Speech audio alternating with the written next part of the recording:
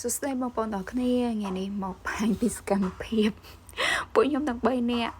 អត់ដឹងថាទៅណាបងប្អូនអើយក៏ណាត់គ្នាមិនណាត់គ្នាគឺនៅ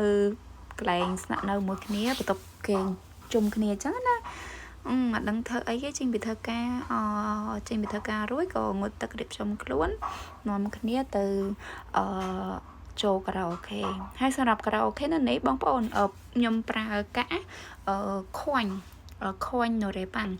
លក្ខណៈថាវារៀងធូរថ្លៃជាងនូរ៉េប៉ាំងធម្មតាបងប្អូនបើសិនបើយើងចូលនូរ៉េប៉ាំងមួយទៀត1ម៉ោងអាចខ្ទង់ 40000 ទៅ 50000 តែសម្រាប់ដែលខ្ញុំចូលនេះ30នាទីតែ 5000 ទេ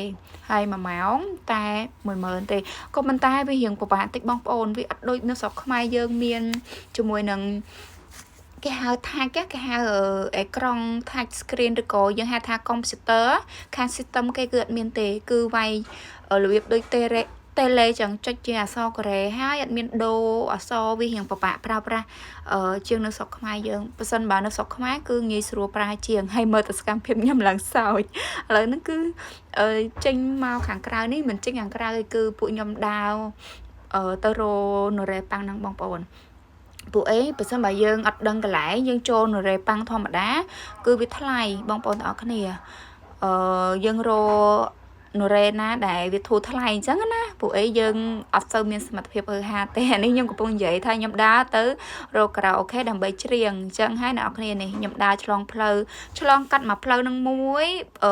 បន្ទាប់មកបិទខាងស្ដាំបន្តិចហើយនូរ៉េប៉ាំងហ្នឹងនៅខាងឆ្វេងដៃពួកខ្ញុំដើរទៅរក3នាក់ហ្នឹងឈៀងតែកន្លះម៉ោងឯងបងប្អូនទាំងអស់គ្នាតែចង់ដាច់ខ្យល់កន្លះម៉ោងហ្នឹងគឺលក់ក៏ឆេងពេញហ្នឹងហើយ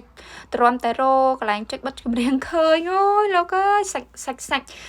រួមគឺតិចជាងឯងបងប្អូនទាំងអស់គ្នាអស់ម៉ោងលេងហើយចង់តទៀតអត់ក៏ថាទៅលេងរួចហើយអស់កម្លាំងលេងបងប្អូនហើយនេះកំពុងតែដើរទៅរកកន្លែងនូរ៉េប៉ាំងហ្នឹងបងប្អូនទាំងអស់គ្នាសម្រាប់ការចំណាយពេលមួយយប់ហ្នឹងគឺសប្បាយបងប្អូនអត់ខកបំណងទេ